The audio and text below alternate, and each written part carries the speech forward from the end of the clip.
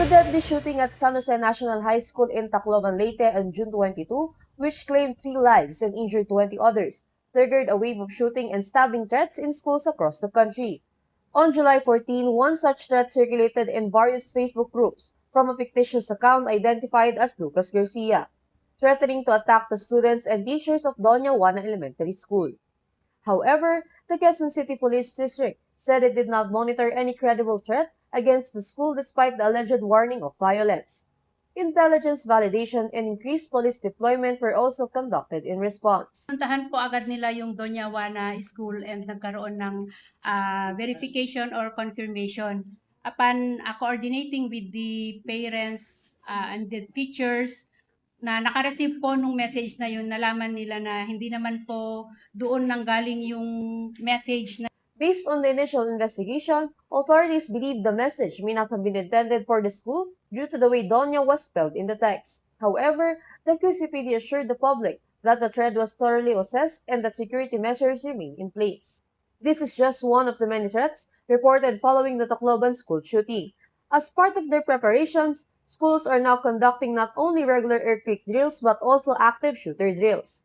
These drills are designed to prepare students and school personnel for the possibility of an active shooter incident by teaching the appropriate actions to take during an emergency. Meanwhile, Police Brigadier General Randy Glenn Silvio, Director of the Quezon City Police District, said they have also implemented student security protocols in coordination with the Quezon City Local Government Unit.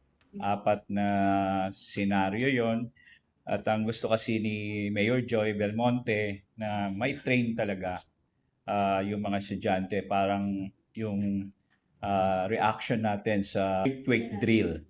Dapat ganon din ang natin sa mga estudyante. Alam nila kung anong gagawin in case merong active shooter,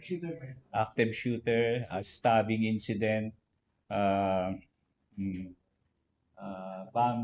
bomb threat, and yung riot inside the classroom. According to Silvio, it is important for students to undergo simulations and training. Before, during, and after. So yung before, we will train, organize yung isang klase, organize, then train and equip. So i-train natin yung training, yun yung simulation exercise. Tapos yung equipment, yung lahat ng nandun sa loob ng classroom, including your bags. He also emphasized the importance of students being knowledgeable of the immediate action drills, followed by a debriefing to assess areas for improvement in schools' emergency response.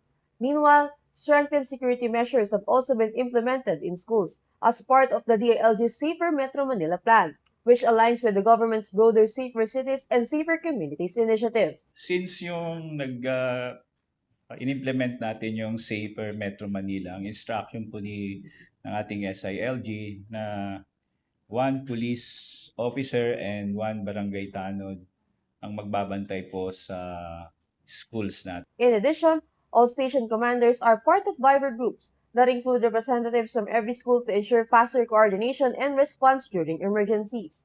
For now, Silvio recommends that active shooter drills be conducted every quarter so that schools remain prepared for any potential threat. Meanwhile, the QCPD will conduct an active shooter drill and other emergency drills in coordination with the DILG and the Quezon City Local Government Unit on Friday, July 17. Kapatid Jas Paredes, we are One News.